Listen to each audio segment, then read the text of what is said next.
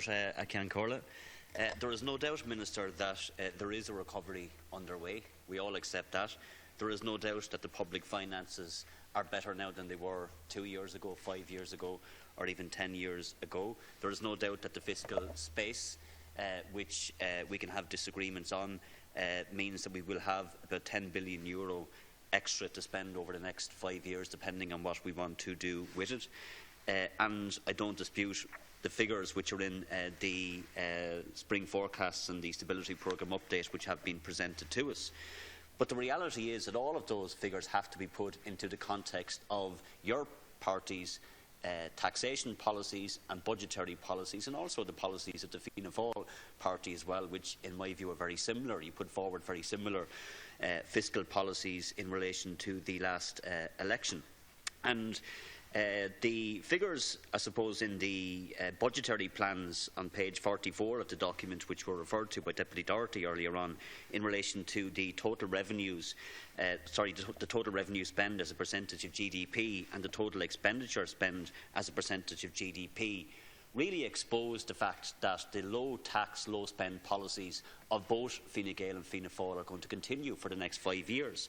The revenue spend as a percentage of GDP will reduce by 3%, and the expenditure spend in relation to percentage of GDP will be cut by 8.5%. So that doesn't mean that we have much scope, Minister, to be able to deal with the housing crisis, to deal with the health crisis, to deal with the real levels of poverty that we have in this state, and to deal with all of the inequalities that we have. If you look at this report that we got, as shiny as it is, and look at all of the stats and figures that are in it, and the Minister will obviously sell in a very positive way some of those figures, juxtapose that report with, for example, the report from a voluntary housing association that was published 2 weeks ago, which show record levels of homelessness right across the state. Juxtapose it with the UNICEF report published last week, which show 1 in 5 children in this state who go without basic needs. Measure this report against the Irish Cancer Society's report published again this week, which lay bare the real inequalities that we have in healthcare in this state, where public patients are waiting in some cases 25 times longer than private patients. Measure it against the OECD's report on low pay published last year, which showed that 1 in 5 workers in this state are in low paid jobs, with many of them suffering from deprivation, and the Eurostat report published last year again, which show record levels of income inequality in this state. So that's the reality of the policies, Minister, which have been pursued by your party and by the Fianna Fáil party as well.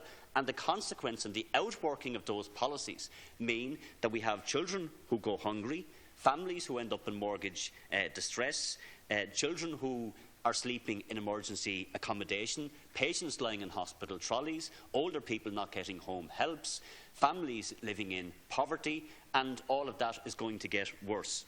I read also the chapter in the report, the update, Minister, on the labour market. It doesn't at all deal with the reality of emigration and the impact that has had on the unemployment figures. It doesn't at all deal with the issue of low pay, which is a massive issue. And it doesn't deal with the so-called labour activation schemes and the impact that they have on the figures as well, Minister. So it's a very shallow assessment of the labour market and the real challenges in, for example, low pay that we have in this state. So it doesn't deal with, in my view, a lot of the potential shocks and a lot of the potential challenges which face the labour market in this state as well, Minister. So we can have all the documents we want. The reality is that as we move into a new dispensation, and we welcome the fact that we're going to have changes to how budgets are formulated, and you're saying that you want to take the views of the opposition, we will bring forward our policies and our views as well.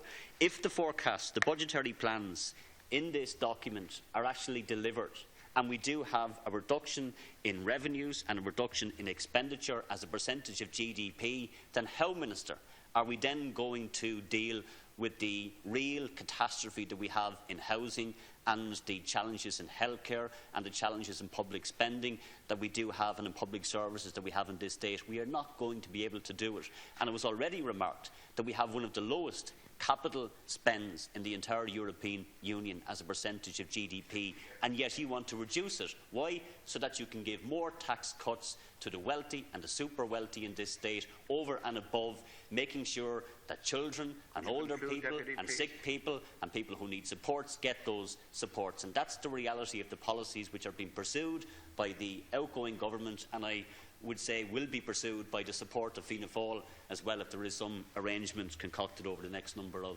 days. Thank you very much, Deputy Taoiseach. Thank you,